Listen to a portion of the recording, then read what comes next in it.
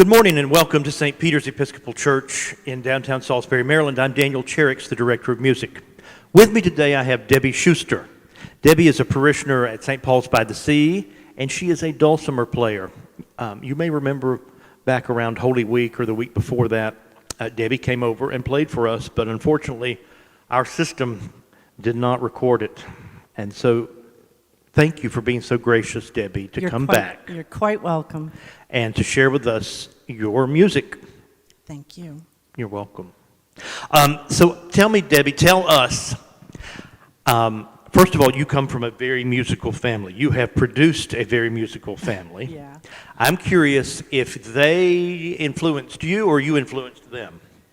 And tell us who they are. I've okay. Well, I grew up, my dad played piano by ear.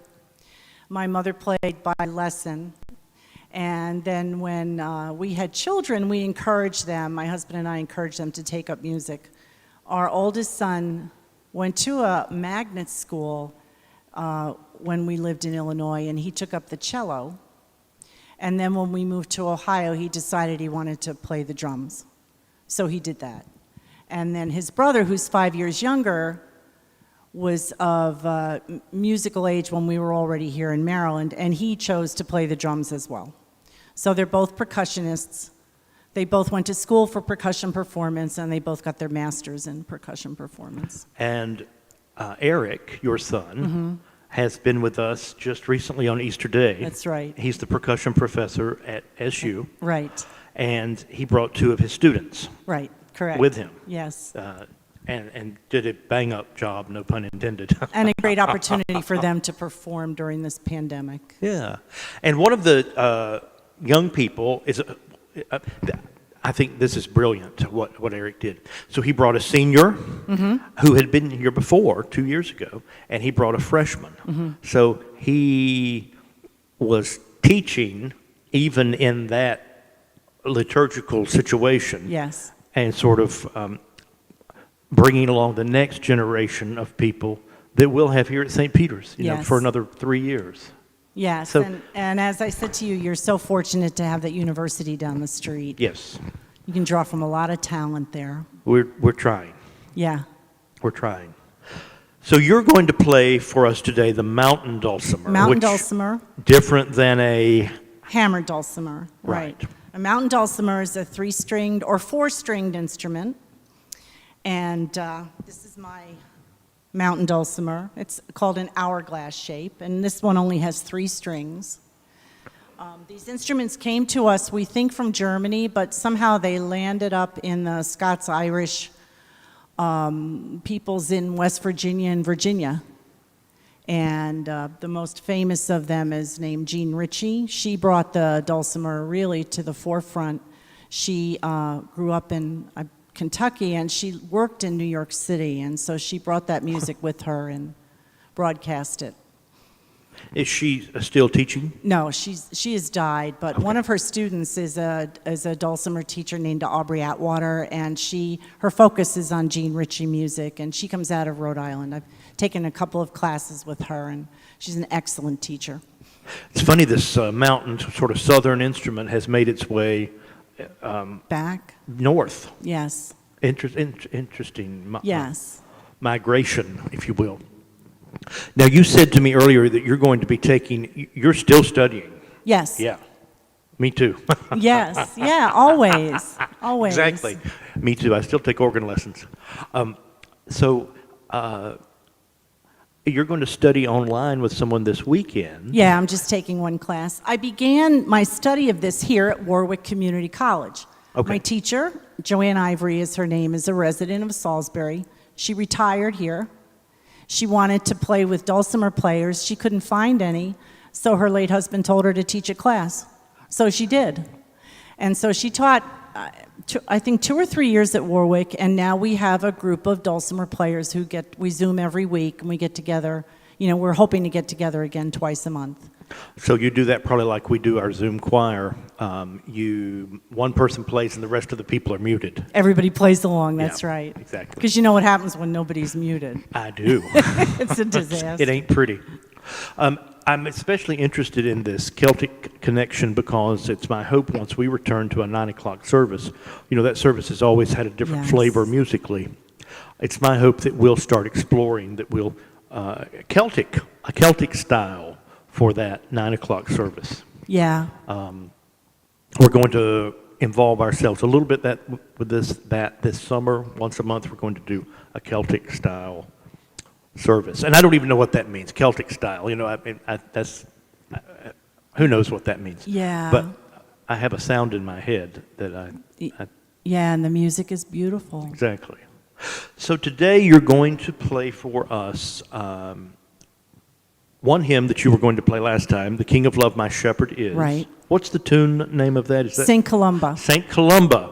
So here we have a Celtic connection, and we have a connection to what's coming up this Sunday, Good Shepherd Sunday. Right. The King of Love, my Shepherd, Shepherd is. Yes. And it's also the bishop's favorite hymn. Oh, really? Well, thank you. When he was on walkabout, and he was at St. Paul's in Berlin, and someone asked him what his favorite hymn was, and this was the answer. Well, hopefully he's listening. Yes. And the second hymn you're going to play, the tune name is Hivredal, Right. which we sing to Alleluia, sing to Jesus, and sometimes we sing it to Love Divine, O Love's Excelling. Right. Well, very good. Why don't we get you set up Okay. down here, and why don't you play for us? And thank you again, Debbie. Well, thank you, Daniel. It's always a pleasure to see you.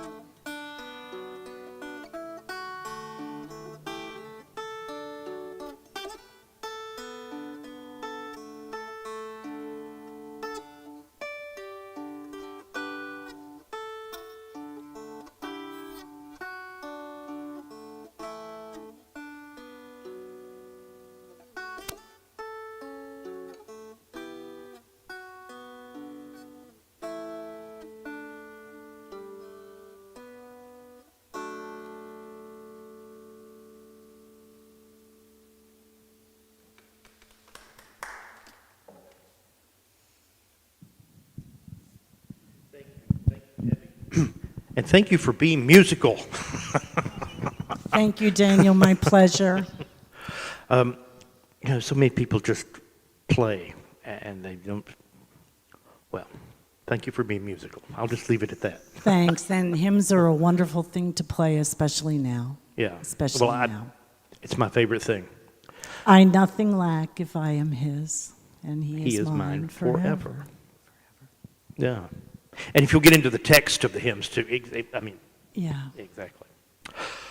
Which I hope is what people do through these experiences that we do I hope that they embrace and, not even embrace, but just notice, take a moment to notice the hymn text. And I hope that when we return to singing, that will enhance people's worship. I hope. Yes. So you mentioned earlier that there's a group of you all. Yes, we call ourselves the Delmarva Dulcimer Players. All right. We used to meet at the Mac Center. Now we're meeting outside. We hope to go back there. And it's a great group of people, and we just jam and we have fellowship, and we can't wait to be in person again. Well, I hope that you'll mention to them that we'd love to host a Dulcimer concert sometime, maybe even this summer. Yes. We could get together and do that. I'm sure we'd love to do it. Right here in this very space. So, Yep. so keep us posted about that. Once again, I cannot thank you enough for coming and sharing your gifts with us. Well, thank Thank you, you. Daniel. It's really lovely. Thanks. So, folks, thank you for being with us today. In just a few minutes at noon, we will have a service of Eucharist with public service of healing. And tomorrow, we're going to continue our shepherd theme with Taylor Harvey, who will be here to play Sheep May Safely Graze from one of J.S. Bach's cantatas, a birthday cantata for a king, not a church cantata. So anyway, that's what's coming up tomorrow, and we will see you in a few moments at the noon service. Thank you for being here, and thank you, Debbie, again. Thank you. All right.